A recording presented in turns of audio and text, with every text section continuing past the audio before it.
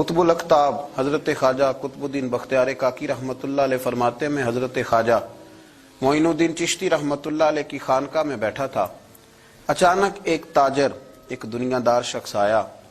حضرت خواجہ معین الدین چشتی رحمۃ اللہ تعالی علیہ کے سامنے بیٹھے ہوئے آپ کے ایک مرید شیخ علی علیہ رحمہ جن کا نام تھا، ان کی طرف وہ تاجر تیزی سے بڑھا اور شیخ علی کا گریبان پکڑ لیا۔ میرے پیسے کب دو گے اور کتنے وعدے کرو گے؟ لاؤ میری رقم واپس کرو۔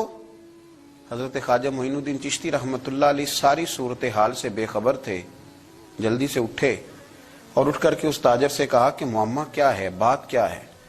کہ حضور بہت عرصے تھے آپ کے اس مرید شیخ علی نے میری رقم دینی ہے اور واپس نہیں کرتا۔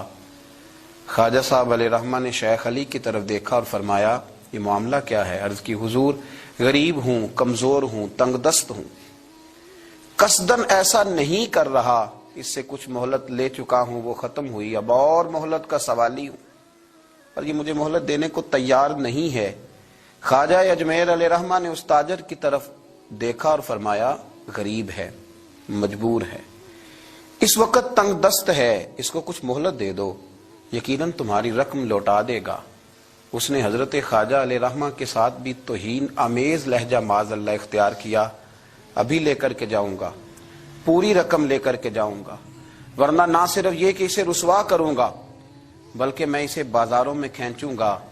خواجہ قطب علیہ رحمہ فرماتے ہیں جتنے لوگ وہاں بیٹھے تھے ان سب کی طرف جب شیخ علی دیکھتے تو کمزور پڑتے، روتے، میرے پیر بھائیوں کے بیچ آ کر سرعام اتنے لوگوں میں میری اتنی رسوائی کر ڈالی۔ خواجہ اجمیر نے اپنی اس مرید کی آنکھوں میں جب آنسو دیکھے تو بڑا ہی دل نرم ہوا، اس کو کہا کچھ مہلت دے دے، اس نے کہا نہیں مجھے تو ابھی اپنی رقم چاہیے۔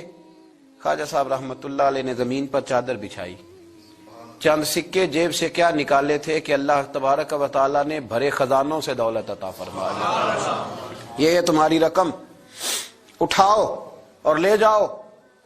تمہیں فقیروں کو اس طرح رسوا نہیں کرنا چاہیے تھا، تمہیں خانقاہوں میں بیٹھے ان سادہ اور کمزور لوگوں کے ساتھ یہ رویہ روا نہ رکھنا چاہیے تھا۔ یہ کہا اس شخص نے پیسے اٹھانے شروع کیے، اور اٹھاتے اٹھاتے نا جب اس کی نظر زیادہ مال پہ پڑی تو کچھ زیادہ پیسے بھی اٹھا لیے۔ ذرا نظر بچا کے دیکھتا کہ خواجہ صاحب دیکھ تو نہیں رہے، کچھ زیادہ رقم ہتھے آئی اور وہ چلتا بنا۔ حضرت خواجہ علیہ رحمہ نے شیخ علی کو تھپکی دی، فرمایا اللہ نے تمہاری عزت رکھی، پر ایک بات میری یاد رکھنا، جب بھی بھروسہ کرنے کو دل ہوا، جب بھی کسی طرف سہارا ڈھونڈنے کا دل ہوا تو یا خدا کی طرف دیکھنا یا محمد مصطفیٰ کی طرف دیکھنا صلی اللہ علیہ وسلم۔ یہ کیا درویشوں کا کیا کام کہ وہ دنیا داروں سے پیسے لے اور دنیا داروں کے ساتھ معاملات کرے، تمہاری یہ روش اچھی نہیں، لیکن اللہ نے تمہارا وقار رکھا۔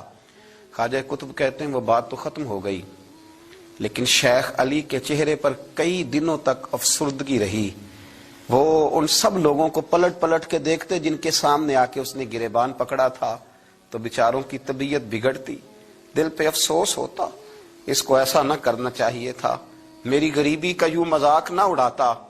کہتے ہیں چند ہفتے گزرے تو اس تاجر کو ہم نے دوبارہ خواجہ صاحب کی خانقاہ میں داخل ہوتے دیکھا، لیکن اب کہ وہ بڑا ہی پریشان آیا، اب کہ وہ بڑا ہی افسردہ آیا، اب کہ وہ آیا تو ہانپتا کامتا تڑپتا آیا، چادر بڑی ساری اوڑھ رکھی ہے، آتے ہی حضرت خواجہ کی خدمت میں بیٹھا، تڑپ کے رونے لگا، کہنے لگا اجمیر کے بادشاہ بھول گیا تھا، معافی ہو سکتی ہے، غلطی ہو گئی تھی، درگزر کا سوالی بن کے آیا ہوں۔ عطائے رسول ہند الولی غریب نواز رحمت اللہ تعالی علیہ فرمانے لگے پہیلیاں نہ بجھا، جو بات ہے اس کو کھول کر کے بیان کر، فقیر تیری ہر بات سننے کو اور درگزر کرنے کو تیار ہے۔ اس نے اپنا ہاتھ چادر کی اوٹ سے نکالا تو کہنے لگا حضور خشک ہو گیا، اٹھتا ہی نہیں، حضور تکلیف میں ہوں، آزمائش میں ہوں۔ ہوا دراصل یہ تھا کہ میں نے نا وہ میں نے سکے اٹھاتے اٹھاتے نا آپ سے نظر بچا کے کچھ زیادہ اٹھا لیے تھے، تو آپ کی ناجائز دولت، میں نے آپ کی دولت کو ناجائز حاصل کر لیا تھا، تو حضور اس سبب سے میرا ہاتھ چھل ہو گیا، مجھے اتنے لینے چاہیے تھے جتنے میرے بنتے تھے، میں نے ناجائز پیسے لے لیے۔ خواجہ اجمیر فرمانے لگے دنیا دار ہے تو ابھی تک دنیا داری میں ہی اڑا ہوا ہے، تو دنیا دار ہے تو ابھی تک تیرا خیال سکوں میں، پیسوں میں، دھیلوں اور اشرفیوں میں اڑا ہوا ہے۔ فرمانے لگے مجھے پتا تھا تو زیادہ اٹھا رہا ہے، لیکن فقیر کے پاس جو خزانے ہیں وہ اس کے ذاتی نہیں، وہ رب کریم کے دیے ہوئے ہیں۔ اللہ کے خزانوں میں سے کوئی لے گیا تو لے گیا، لیکن تو یہ کیا سمجھتا ہے کہ زیادہ سکے اٹھانے کی وجہ سے تیرا ہاتھ شل ہوا ہے؟ یہ اس لیے تیرا ہاتھ خشک ہو گیا ہے کہ تو نے ایک فقیر اور درویش کو بھرے مجمع کے اندر رسوا کر ڈالا تھا۔ تیرا زیادہ پیسے لینے کی وجہ سے ہاتھ کمزور نہیں پڑا، بلکہ وہ جو تو نے اس غریب کے گلے میں ہاتھ ڈالا تھا اور اسے رسوا کر ڈالا تھا، تو کیا سمجھتا ہے وہ لاوارث ہے؟ اگر وہ کمزور ہے، تنگ دست ہے، تو بندہ تو رب کریم کا ہی ہے نا۔ جو تاجر، سیٹھ، نواب اور ذمہ دار کا رب ہے، غریبوں کا بھی وہی رب ہے، ان مسکینوں کا بھی وہی رب ہے، ان کمزوروں کا بھی وہی رب ہے۔ کہنے لگا حضور معافی کا سوالی ہوں۔ فرمایا اٹھ کے جا اور بڑے مجمع میں جا کے ایک دفعہ اس درویش سے معافی مانگ، مجھے امید ہے عرش کا رب تیرے سارے گناہ معاف فرما دے گا۔ ایک دفعہ معافی مانگ لے، جا سوال کر لے۔ وہ شیخ علی کے سامنے آ کے کھڑا ہوا، وہ کہنے لگا اگر آپ معاف کر دیں تو میری تکلیف دور ہو جائے گی۔ شیخ علی کی آنکھوں میں چھم چھم آنسو برسے۔ کہنے لگا آپ نے معاف کیا کہ نہیں کیا؟ کہنے لگے یار تو تاجر ہے، تو ذمہ دار ہے، تیرے دل میں پتہ نہیں کیا تصور ہے، پر میں نے تو معاف کرنا ہی ہے، اس لیے کہ نہ میں تاجر ہوں، نہ میں ذمہ دار ہوں، نہ میں دنیا دار ہوں، میں تو غریب نواز کا ماننے والا ہوں۔ میری مجبوری یہ ہے کہ جس شخص کا میں نوکر ہوں نا، اس نے سکھایا ہی معاف کرنا ہے۔ جس کے در دولت پہ میں رہتا ہوں، انہوں نے درگزر کرنا سکھایا ہے۔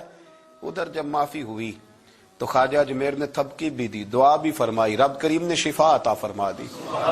تو خواجہ اجمیر فرمانے لگے میاں جا، تیری تندرستی ہوگی، چلا جا۔ کہنے لگا حضور اب کس نے جانا ہے، اب تو میں تیری دہلیز پہ جھاڑو دیا کروں گا۔ یہ ہاتھ جو تیری دعا کی برکت سے شفا یاب ہوا ہے اجمیر کے والی، اب میں یہاں جھاڑو دوں گا، اب میں یہاں نوکری کروں گا۔